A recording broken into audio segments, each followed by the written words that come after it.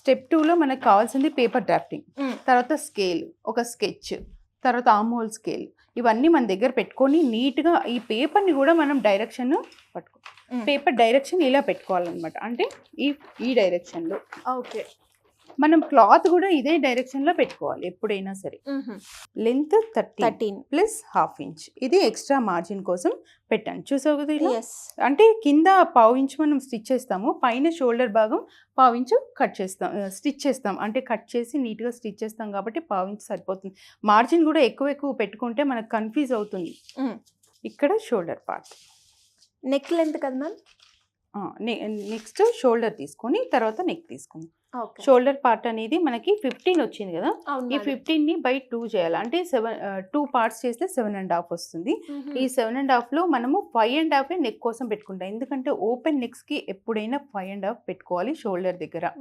ఓకేనా? ఓకే. ఇక్కడ నుంచి 2.5 నెక్ కోసం. ఇక్కడ నుంచి 3 ఇంచెస్ ఆర్మ్ హోల్ పార్ట్. ఇక్కడ నుంచి ఆర్మ్ హోల్ లెంత్ అనేది 6 ఇంచెస్ తీసుకుంటాం. ఈ డాట్స్ అన్నిటిని మళ్ళీ మనము కలుపుతాం అనమాట. ఓకే. ఇందాక మనం అప్పర్ చెస్ట్ వచ్చింది కదా 36, దాన్ని 4 పార్ట్స్ చేస్తాం అనమాట. ఓకే. ఇక్కడ నుంచి మనం నెక్ అంటే బ్యాక్ నెక్ మనకి ఎంత కావాలనేది క్రాస్గా మనం ఎలా అయితే డమ్మీ మీద క్రాస్గా పెట్టి మెజర్ చేసామో ఇక్కడ కూడా అలాగే తీసుకోవాలి, క్రాస్గా తీసుకోవాలి. 9.5 ఏదైనా బాక్స్లోనే మనం తీసుకోవాలన్నమాట. ఏదైనా మన డిజైన్ కావచ్చు, ఏదైనా సరే, అది రౌండ్ కావచ్చు లేకపోతే ఇలా ఏ షేప్ అయినా సరే. ఓకే. ఇది ఆర్మ్ హోల్ పార్ట్. ఇందాక మనం ఆర్మ్ హోల్ పార్ట్ మెజర్ చేసాం కదా, ఈ సర్కిల్లోనే మనము మెజర్ చేసుకోవాలన్నమాట. ఇక్కడ నుంచి మెజర్ చేస్తే అది 8 రావాలి మనకి. ఓకే. ఇది ఈ డాట్ మనకి మ్యాచ్ అవ్వాలి. నెక్స్ట్ వచ్చేసి వేస్ట్ పార్ట్. ఈ వేస్ట్ పార్ట్ వచ్చేసి మనకి 31, 8 ఇంచెస్. ఓకే.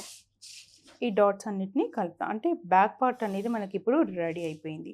ఎక్స్ట్రా మార్జిన్ కోసం మనము 2 ఇంచెస్ తీసుకుంటాం. ఇది ఆర్మ్ హోల్ పార్ట్. ఓకే. ఇది షోల్డర్ పార్ట్, ఇది నెక్, బ్యాక్ నెక్ అన్నమాట. ఇది వేస్ట్ పార్ట్, ఇది అప్పర్ చెస్ట్, ఇది ఎక్స్ట్రా మార్జిన్. ఓకే. ఈ బ్యాక్ పార్ట్ అనేది కంప్లీట్గా ఇప్పుడు మనకి రెడీ అయిపోయింది. ఎలా మెజర్ చేసామో మనం అలాగే డ్రాఫ్ట్ చేసాం. ఇప్పుడు కట్ చేసి చూద్దాం. Sure madam. సో ఇప్పుడు మనకి బ్యాక్ పార్ట్ అనేది రెడీ అయిపోయింది.